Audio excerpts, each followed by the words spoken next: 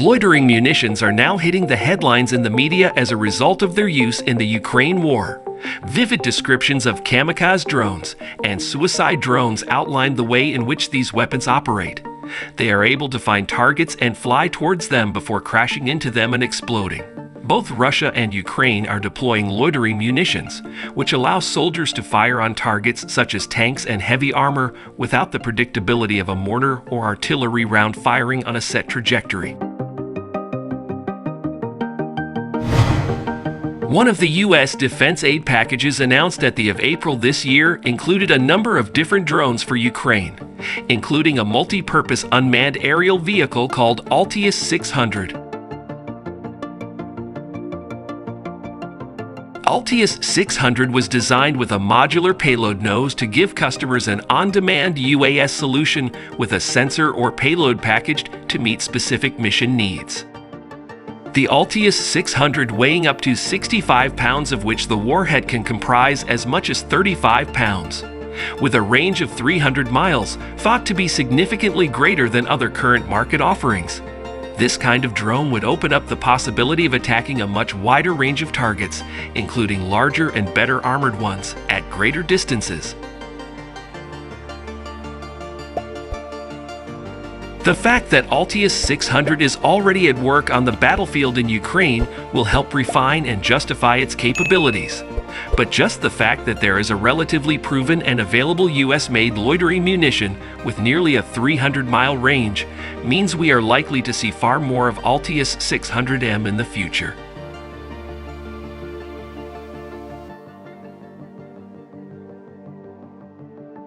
As well as being air-launched via a common launch tube, CLT, it is also compatible with various types of launchers on the ground or even at sea.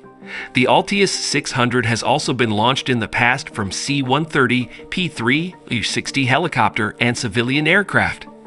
Other drones, too, have been used to launch the Altius-600 in trials, namely the U.S. Air Force's stealthy XQ-58A Valkyrie combat drone, which released examples from its internal weapons bay back in 2021. With loitering munitions in general becoming a more familiar feature of the modern battlefield, there's every chance that the Altius-600M will continue the success recorded by the other non-lethal members of the family.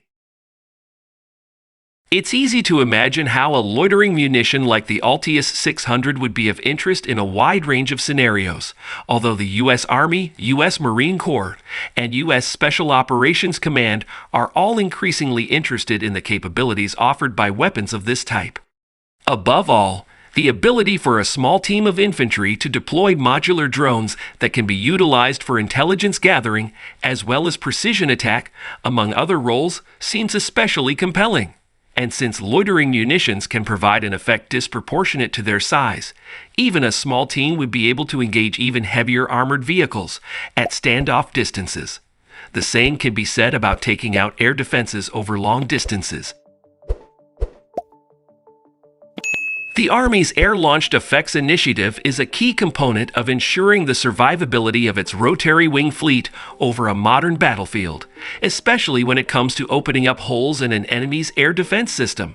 This is a job Altius-600 is clearly capable of, especially for scouting ahead, stand-in jamming, and attacking air defenses and other targets far beyond traditional helicopter weaponry range. Loitering munitions are changing the character of warfare. Modern loitering munitions are more than just a weapon to attack anti-aircraft systems. While initial models were designed to autonomously attack one kind of defensive installation, developments in communications technology, computing, processing, and miniaturized sensors means that loitering munitions can now serve a range of functions in war once reserved for crewed aircraft or artillery. As these weapons increasingly integrate autonomous capabilities, they are a test bed for using weapons on a battlefield independent of human control. Neither Russia nor Ukraine have been able to achieve air superiority in the conflict, leading both sides to turn to drones as a lower-risk means to attack ground targets from above. Russia has made extensive use of Iranian-made kamikaze drones to attack Ukrainian infrastructure, providing a novel and cost-effective solution to countering Ukrainian air defenses while still achieving air-to-ground hits. Ukraine is now committed to building an army of drones, putting more robots and fewer humans in the front lines.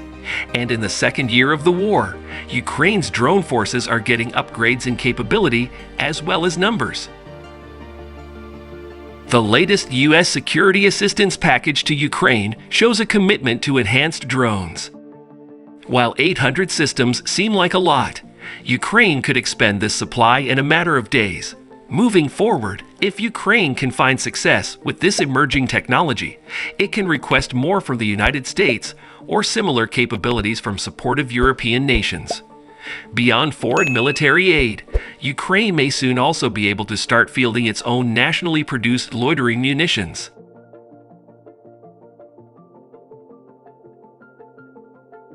Ukrainian industry is showcasing several systems, including a loitering munition already in service with the country's armed forces and several types of UAV.